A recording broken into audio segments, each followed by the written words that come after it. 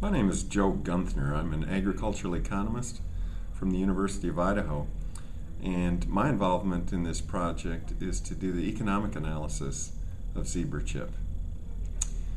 The way I'm going about that is to split it into three areas: costs, revenue, and strategies.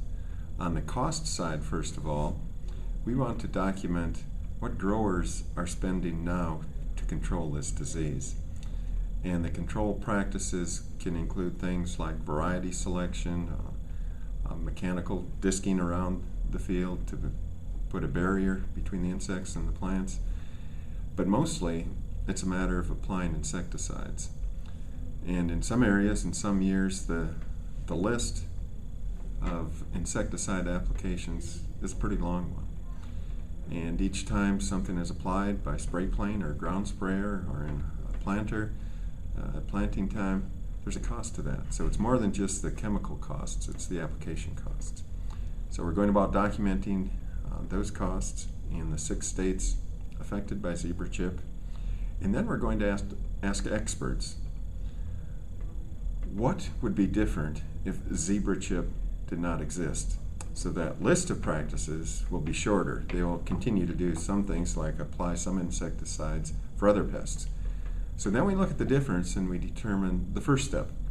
What is it costing potato growers to control this pest? The second thing we're going to look at is revenue. Well, in addition to growers spending money on control practices, they're also suffering in 2 areas. The yield of the potatoes is impacted and the quality is impacted. So one grower told me that this year he lost half his crop in spite of spending close to $500 in control costs. He also lost half his yield. And what he did harvest had a lower quality. And the quality issue, as you're probably aware, has to do with the frying of the chips. They have discolorations that are not acceptable in the potato chip market.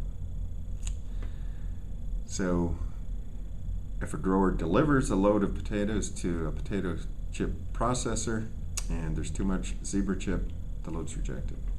So where do they go with it then? Maybe to the fresh market, maybe to the lowest value, which could be cattle feed. Maybe they can't even find a home for it and they have the cost of disposal. So that's a cost in addition to the pesticide applications, the yield loss. There's also a loss of value of what they do harvest. The third thing we're going to look at is management strategies. So as we go through this project, different strategies are developing, different lists of practices in different production areas. Some will include a long list of pesticides, but maybe that list will get shorter, and maybe there's some choices. So we also want to look at the risk implications of different management strategies. The costs and the risks, that is the probability of success. So at the end of the project, we want to have documented what is this disease costing the industry, and number 2, what are some management strategies with economic implications that can be used to mitigate that disease.